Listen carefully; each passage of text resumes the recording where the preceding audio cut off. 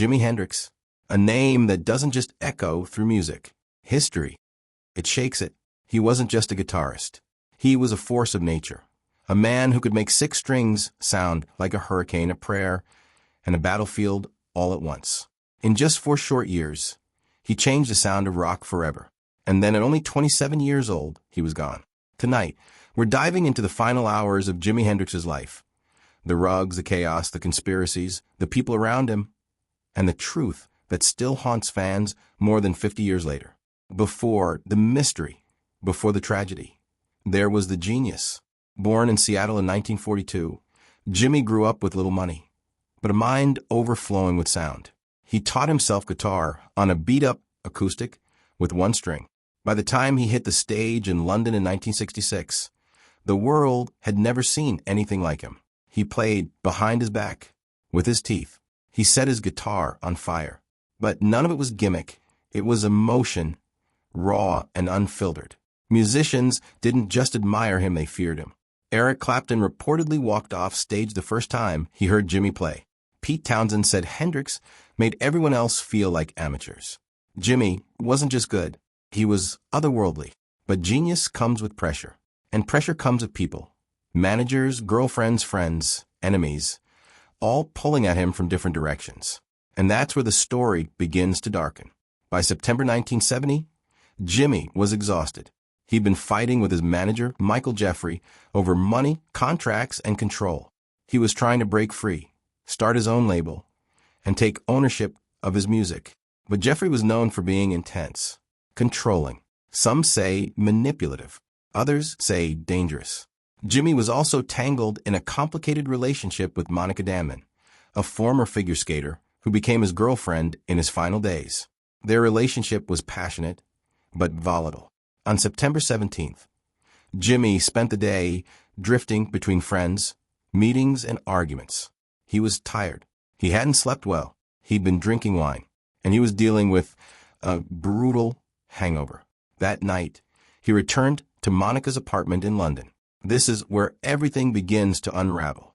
Monica gave Jimi a sleeping pill, Vesparax. This wasn't a normal sleeping pill.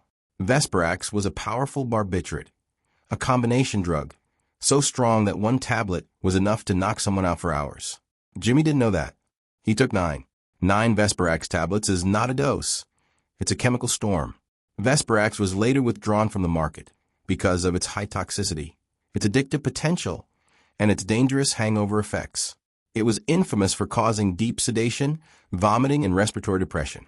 And tragically, it became forever linked to the death of Jimi Hendrix. He vomited in his sleep, a common reaction to barbiturates mixed with alcohol. But he didn't wake up. The drug was too strong, his body too exhausted, his reflexes too slow. By the time Monica checked on him in the morning, Jimi Hendrix was unresponsive. He had asphyxiated, choking on his own vomit.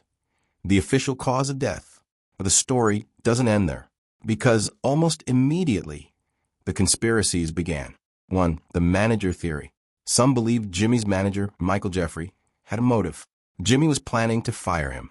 Jeffrey allegedly had financial problems, and Jimi was worth far more dead than alive. A former roadie even claimed Jeffrey confessed to killing Hendrix, saying he forced wine and pills down Jimi's throat. There's no proof, but the rumor refuses to die. And tragically, it became forever linked to the death of Jimi Hendrix. 2. The girlfriend theory. Monica Damman's story changed multiple times. Her timeline shifted. Her statements contradicted witnesses. Some say she delayed calling for help. Others say she tried to protect herself from blame. She was the last person to see Jimi alive, and the only witness to his final hours. 3. The intelligence theory. Some conspiracy theorists claim Jimi was being watched by intelligence agencies because of his anti-war views and rising influence. There's no evidence, but in the 1960s and 70s, surveillance of musicians wasn't uncommon. 4. The 27 Club. Jimi's death added fuel to the eerie pattern of legendary musicians dying at age 27.